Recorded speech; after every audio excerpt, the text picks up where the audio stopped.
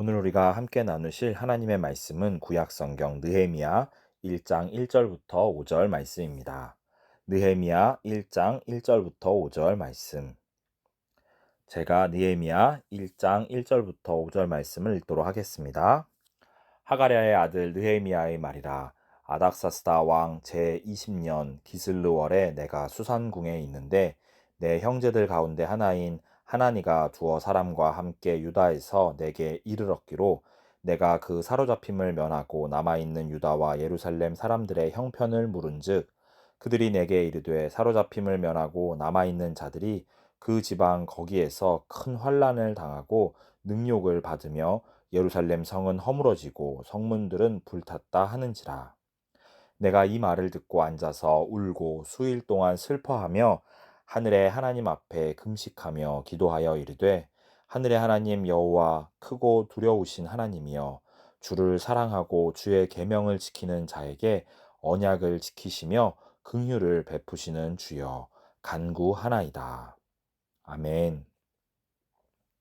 공원이나 나무가 우거져 있는 길을 지나다 보면 가끔 머리나 얼굴에 무언가가 달라붙어서 안 떨어질 때가 있습니다.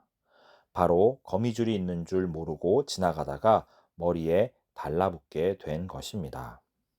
눈에 전혀 보이지 않을 정도로 얇은 거미줄이 얼마나 질기고 끈적한지 떼어내려고 해도 잘 떼어지지 않아서 괜히 찝찝한 기분이 들 때도 있습니다. 이렇게 얇고 질긴 거미줄이 있는 줄 모르고 지나가던 벌레들이 거기에 한번 달라붙으면 꼼짝없이 도망을 가지 못하고 그대로 거미의 먹이가 되곤 합니다. 저는 우리에게 부어주시는 하나님의 사랑 또한 이 거미줄과 같이 비록 눈에 보이지는 않지만 그 무엇보다도 강하게 우리들을 서로 연결시키고 있다고 생각합니다. 오늘 우리는 느헤미야를 통하여 하나님의 사랑으로 연결된 우리들의 친밀한 관계에 대하여 함께 말씀을 나누고자 합니다. 느헤미야는 페르시아의 4대 황제였던 아닥사스다 왕 때 왕 옆에서 시중을 드는 일을 하였습니다. 포로로 잡혀온 이스라엘 민족 출신으로서 페르시아 제국에서 높은 지위에 오르게 된 느헤미야는 말 그대로 개천에서 용이 났다고 할 수 있을 정도로 큰 성공을 거둔 것입니다. 분명 이대로 왕궁에서 신하로서의 삶을 계속해서 살아간다면 그는 분명 평안하고 안락한 매일을 누릴 수 있을 것입니다. 그러나 예루살렘에서 고통받고 있는 동족들의 소식을 듣고 느헤미야는 마음으로 깊은 슬픔을 느꼈습니다. 사실 자신이 지금 현재 살고 있는 곳에서 매우 멀리 떨어져 있는 예루살렘에서의 그 상황은 어쩌면 느헤미야 본인과는 아무 상관이 없는 것처럼 느껴질 수도 있었을 것입니다. 그들의 고통은 현재 느헤미야 자신의 안락한 생활과는 아무런 관계도 없는 것이었던 것입니다. 그러나 느헤미야는 그들의 아픔을 곧 자신의 아픔으로 느낄 줄 아는 사람이었습니다. 마치 눈에 보이지 않는 질긴 거미줄이 연결되어 있어서 벌레를 잡는 것과 마찬가지로 느헤미야는 사랑의 끈으로 연결되어 있다고 스스로 느끼고 있었던 것 같습니다. 그는 그들의 어려움을 전해 듣고 그저 감정적으로만 슬퍼하고 만 것이 아니라 하나님께 간절하게 기도를 하였으며 자신이 할 수 있는 일이 무엇일지를 고민한 뒤에 마음을 굳게 먹고 황제 앞에서 담대하게 요구하기까지 하였습니다. 느헤미야의 사랑의 마음은 구체적인 행동으로 드러나는 것이었습니다. 눈에 전혀 보이지 않는 얇디 얇은 거미줄이 선명하게 보일 때가 있습니다. 그것은 바로 비가 와서 작은 물방울들이 거미줄에 송이송이 매달려 있을 때입니다. 평소에는 전혀 보이지 않던 그 얇은 줄에 맺혀 있는 작은 물방울들 때문에 비로소 그 존재를 드러내는 것입니다. 저는 우리들 사이에 존재하는 사랑의 거미줄 또한 이와 같다고 생각합니다. 평소에는 서로 떨어져서 무관한 것처럼 보일지 몰라도 우리가 서로의 아픔에 무관심하지 않고 함께 아파하고 함께 슬퍼할 때 비로소 그 사랑의 끈은 그 존재를 드러내게 됩니다. 거미줄에 달린 물방울들이 마치 맺혀 있는 눈물방울처럼 보이듯이 우리들의 사랑의 관계 속에도 서로를 긍휼히 여기는 마음이 그 끈끈한 관계를 분명하게 존재하고 있다라는 사실을 우리들에게 보여줍니다. 느헤미야가 왕궁에서의 편안한 삶을 버리고 예루살렘으로 가는 먼 여정을 떠나고 그곳에서 성벽을 짓기 시작하였을 때에도 여러 많은 어려움들이 그에게 존재하였습니다. 산발락과 도비아와 같은 자들이 악의적으로 성벽 재건을 방해하였을 뿐만 아니라 느헤미야를 죽이고자 계략을 짜기도 하였습니다. 건축하는 이들은 공격을 당할 것을 대비하여 한 손에는 무기를 들고 다른 한 손으로 경계를 하면서 성벽 건축을 해야만 할 정도였습니다.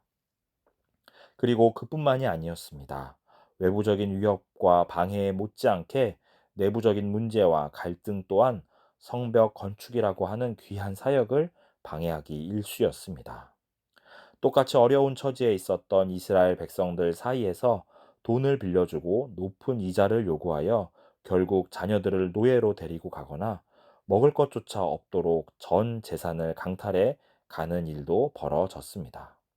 이러한 모습들을 쭉 지켜보았던 느헤미야의 마음이 얼마나 속상하고 가슴 아팠을지를 우리는 상상해 볼 수 있습니다. 자신은 하나님의 뜻을 따라 선한 목적을 위하여 안락한 삶을 포기하면서까지 이토록 어려운 길을 선택하였는데 주변의 상황들은 자신의 이 선한 섬김을 도와주거나 격려해 주기는커녕 오히려 방해와 실망만을 안겨 주었으니 그의 마음이 얼마나 아팠겠습니까?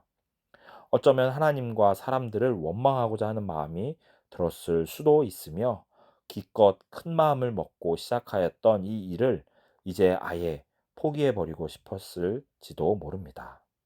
그러나 느헤미야는 그러한 순간들마다 하나님께 도우심을 구하였으며 그분께서 주시는 지혜와 믿음을 가지고 먼저 직접 본을 보이는 삶을 살았습니다. 이러한 모습을 통하여 많은 이들의 마음을 움직일 수 있었으며 또한 하나님의 보호하심과 인도하심을 놀랍게 매 순간마다 경험할 수 있었던 것입니다.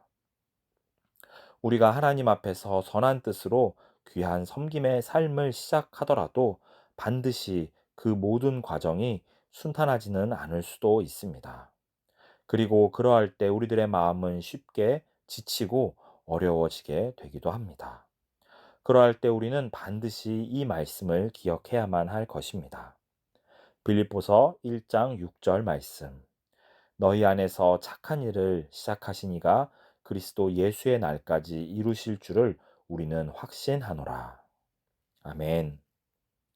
우리가 선한 일을 시작한 것이 아니라 하나님께서 우리의 마음을 움직여서서 선한 일을 시작하신 것입니다.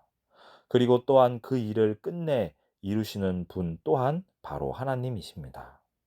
우리는 다만 그분의 보이지는 않지만 강력한 사랑에 매여 선한 일에 동참하게 된 것뿐입니다.